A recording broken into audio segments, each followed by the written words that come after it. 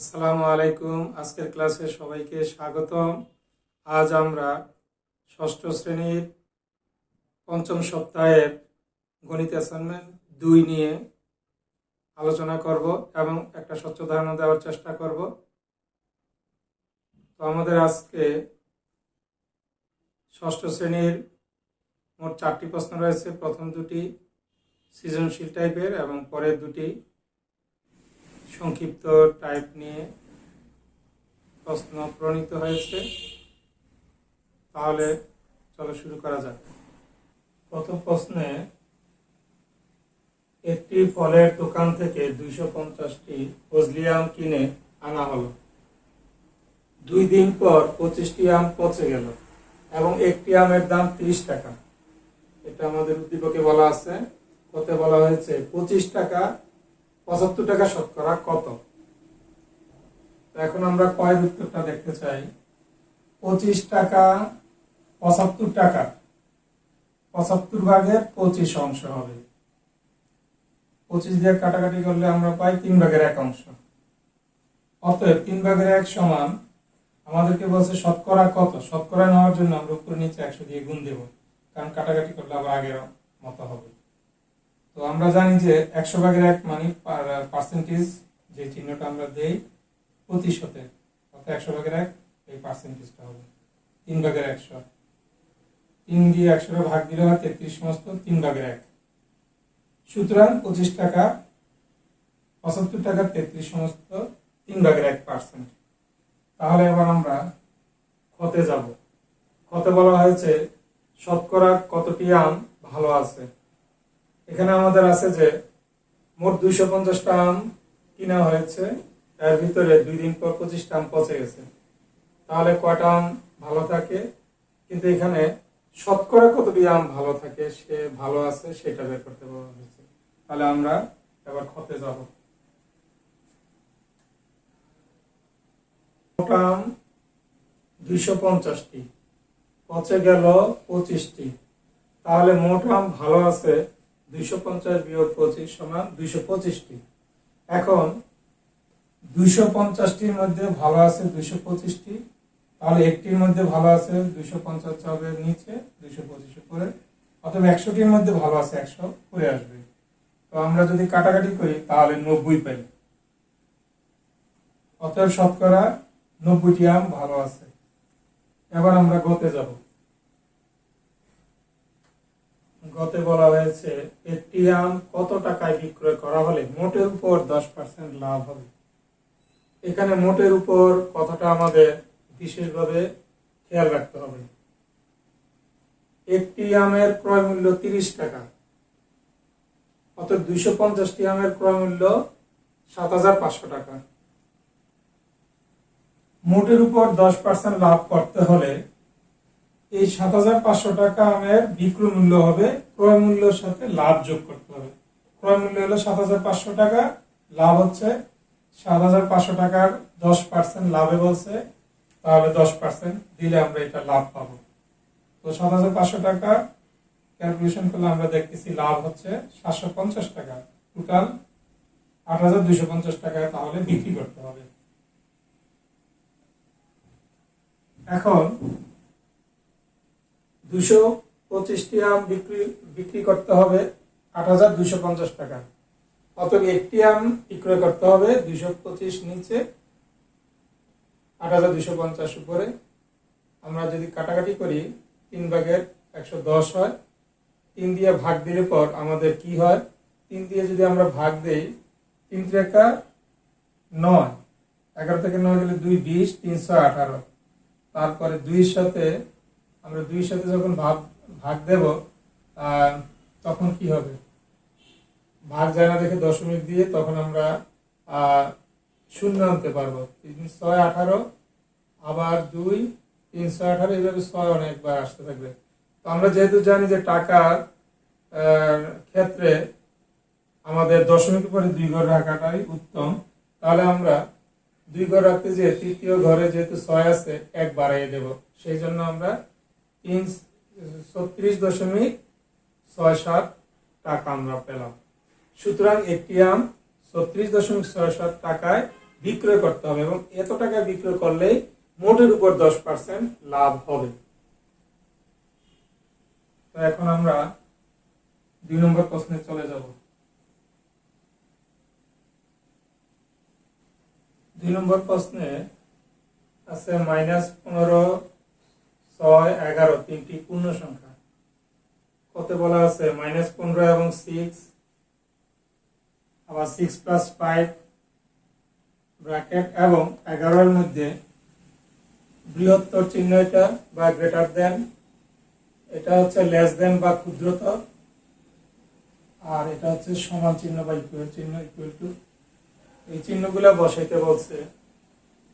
আমরা দেখি কত -15 এবং 6 এর মধ্যে কি চিহ্ন দেওয়া যায়। আমরা জানি 6 হচ্ছে +6 আর এটা হচ্ছে -15 -15। ঋণাত্মক সংখ্যা থেকে ধনাত্মক সংখ্যাটাকে বড় হিসেবে ধরা হয়, সকল ধনাত্মক সংখ্যা ঋণাত্মক সংখ্যা থেকে বড়। সেই হিসেবে -15 থেকে বড় হবে 6। তো -15 থেকে যেহেতু 6 বড়, তাহলে লেস দেন চিহ্ন হবে, অর্থাৎ বোঝাচ্ছে যে -15 ক্ষুদ্রতর 6 থেকে -15টা ক্ষুদ্রতর, তাহলে লেস দেন চিহ্ন হবে। -15 ছোট কার থেকে? 6 থেকে। 6 + 5 এবং 11 এর মধ্যে চিহ্ন হলো 6 + 5, 6 আর 5 যোগ দিলে 11, 11 সমান, সেই জন্য আমরা ইকুয়াল চিহ্ন বা সমান চিহ্নটা দেব। কত বলা আছে মাইনাস ব্র্যাকেট -15 প্লাস -11 প্লাস 6 এর মান নির্ণয় করো। তো আমরা এটা লিখে মাইনাসে মাইনাসে +15, তো প্লাস চিহ্ন প্রথমে থাকলে না দিলেও চলে। প্লাসে মাইনাসে হবে -11 আর এখানে +6, তাহলে 15 আর 6 এই দুইটা আর আগে যোগ চিহ্ন আছে বিধায় এই দুইটাকে একত্রে আনলাম, -11 আলাদা। 15 6 21, 21 থেকে 11 গেলে 10 থাকে, তাহলে উত্তর নির্ণয় মান 10। এবার আমরা গতে চলে যাব। গ প্রশ্নে সংখ্যা রাখার সাহায্যে -15 ও 6 এর যোগফল এবং 11 ও 6 এর বিয়োগফল নির্ণয় করতে বলা হয়েছে। তো আমরা প্রথম অংশটা আগে করি। সংখ্যা রেখার সাহায্যে -15 ও 6 এর যোগফল নির্ণয়। প্রথমে একটি সরলরেখা আঁকি। আমরা প্রথমে একটা রেখা আঁকলাম, রেখার কোনো প্রান্ত বিন্দু নেই, অর্থাৎ উভয় দিকে আমরা তীর চিহ্ন দিয়ে দেব। তারপরে আমরা যেহেতু আমাদের এখানে -15 আছে, ঋণাত্মক সংখ্যাটা বেশি +6 থেকে, সেই জন্য আমরা একটু ডান দিকে 0টা দেব, যাতে আমরা -15টা পর্যাপ্ত পরিমাণ জায়গা পাই। তো 0 দেওয়ার পরে 1 2 3 4 5 এভাবে দিয়ে রাখলাম, আর -1 -2 সম দূরত্বে আমরা -1 -2 ভাবে -16 পর্যন্ত করলাম। তারপরে এখানে আমরা দেখতেছি -15, 0 থেকে এই পর্যন্ত আমরা -15 প্রথমে আসব, তারপরে 6 অর্থাৎ +6, অর্থাৎ এই -15 থেকে আবার আমরা 6 ঘর যাব, 1 ঘর 2 ঘর 3 ঘর 4 ঘর 5 ঘর 6 ঘর যাব। যে এখানে আমরা একটু একটা বৃত্ত ভরাট করলাম, অর্থাৎ এইটা হচ্ছে আমাদের -15 এবং 6 এর সর্বশেষ অবস্থান, যে এইটা হবে -9 হবে আমার শেষ অবস্থান।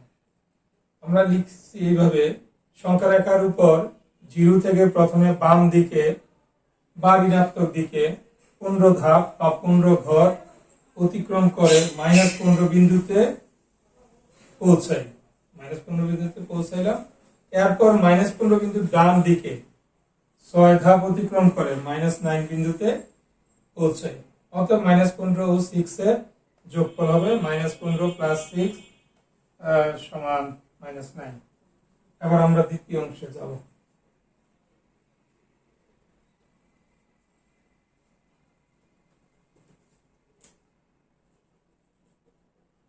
সংখ্যা রেখার সাহায্যে 11 ও 6 এর বিয়োগফল নির্ণয়। প্রথমে একটি সরলরেখা আঁকবো, সরলরেখাটা আঁকলাম। এবার যেহেতু 11 এবং 6 উভয়ই ধনাত্মক সংখ্যা, সেই জন্য আমরা শূন্যটাকে বাম দিকে নিয়ে আসছি, যেহেতু এদিকে ধনাত্মক সংখ্যা আমাদের বেশি লিখতে হবে। তো আমরা সংখ্যা রেখাটা লিখলাম। সংখ্যা রেখার উপরে 0 থেকে প্রথমে ডান দিকে 11 ধাপ বা 11 ঘর অতিক্রম করে 11 বিন্দুতে আমরা পৌঁছবো। এরপর 11 বিন্দুর বাম দিকে আবার এইদিকে আমরা 6 ঘর আসলে পর 5 বিন্দুতে আমরা পৌঁছবো। এখানে আমরা বৃত্ত ভরাট করলাম, দেখালাম আমাদের গন্তব্য শেষ অবস্থানে এটা, অর্থাৎ 11 6 বিয়োগফল হবে 11 থেকে 6 বিয়োগ দিলে 5, এই 5 আমাদের রেজাল্ট হবে। এবার আমরা 3 নম্বর প্রশ্নে চলে যাব। 3 নম্বর প্রশ্নে প্লাস মাইনাস ইনটু ডিভিশন অর্থাৎ যোগ বিয়োগ গুণ ভাগ চিহ্নের সাহায্যে লিখতে বলছে। ও প্রশ্নে আছে x এর 7 গুণ থেকে y এর 3 গুণ বিয়োগ। এটার উত্তর আমরা কি লিখতে পারি? x এর 7 গুণ অর্থাৎ 7x এবং y এর 3 গুণ 3y, অর্থাৎ নির্ণয় বিয়োগ 7x minus 3y। ক প্রশ্নে বলা আছে a ও b এর গুণফল এর সাথে c এর 8 গুণ যোগ। উত্তর হিসেবে পাই a ও b এর গুণফল a into b ab এবং c এর 8 গুণ 8c, অতএব নির্ণয় যোগ ab plus 8c। গ নম্বর প্রশ্নে আছে a ও b এর যোগফলকে x থেকে y এর বিয়োগফল দ্বারা ভাগ করতে বলা হয়েছে। তো আমরা লিখতে পারি a ও b এর যোগফল a plus b এবং x থেকে y এর বিয়োগফল x minus y, অতএব নির্ণয় ভাগফল a plus b হবে উপরে লব হিসেবে এবং হর হিসেবে হবে x minus y। এবার আমরা সংক্ষিপ্ত প্রশ্ন ঘয়ে চলে যাব। প্রশ্ন 3 এর ঘয়ে বলা হয়েছে x কে 9 দ্বারা গুণ করে প্রাপ্ত গুণফলকে 7 দ্বারা গুণ করতে হবে। তো আমরা লিখতে পারি x এর 9 গুণ হলো x into 9, 9x, অতএব নির্ণয় গুণফল 9x এর সাথে 7 গুণ করতে হবে, 7 9 63x। তারপরে ক নম্বরে প্রশ্নে আছে একটি সংখ্যার দ্বিগুণের সাথে অপর একটি সংখ্যার 3 গুণ যোগ করতে বলা হয়েছে। মনে করি একটি সংখ্যা x এবং অপর সংখ্যাটি y, অতএব একটি সংখ্যা x হলে এর দ্বিগুণ হবে 2x, অপর সংখ্যাটি y হলে এর 3 গুণ হবে 3y, অতএব নির্ণয় যোগ 2x plus 3y। এবার আমরা সর্বশেষ প্রশ্ন 4 নম্বরে চলে যাব।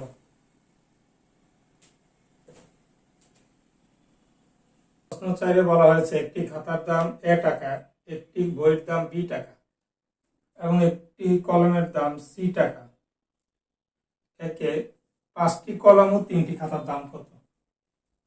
একটি কলমের দাম c টাকা, অতএব 5টি কলমের দাম 5c টাকা।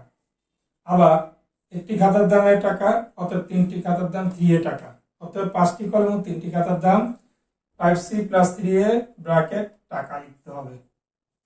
2 নম্বর প্রশ্নে বলা হয়েছে 10টি বই ও 4টি খাতার দাম কত? একটি বইয়ের দাম b টাকা, অতএব 10টি বইয়ের দাম 10b টাকা। আবার একটি খাতার দাম a টাকা, অতএব 4টি খাতার দাম 4a টাকা, অতএব 10টি বই ও 4টি খাতার দাম 10b plus 4a ব্র্যাকেট টাকা। এবার আমরা 3 নম্বর অংশে চলে যাব। 4 নম্বর প্রশ্নের শেষ অংশে বলা হয়েছে 8টি খাতা 6টি বই এবং 9টি কলমের দাম কত? একটি খাতার দাম a টাকা, অতএব 8টি খাতার দাম 8a টাকা। আবার একটি বইয়ের দাম b টাকা, অতএব 6টি বইয়ের দাম 6b টাকা হবে। আবার একটি কলমের দাম c টাকা, অতএব 9টি কলমের দাম 9c টাকা। সুতরাং 8টি খাতা 6টি বই এবং 9টি কলমের দাম ব্র্যাকেট দিয়ে আমরা লিখব 8a plus 6b plus 9c bracket শেষ টাকা। তো আমাদের সর্বশেষ প্রশ্নের উত্তর কমপ্লিট। তো আজকে এই পর্যন্ত, এতক্ষণ সাথে থাকার জন্য অসংখ্য ধন্যবাদ।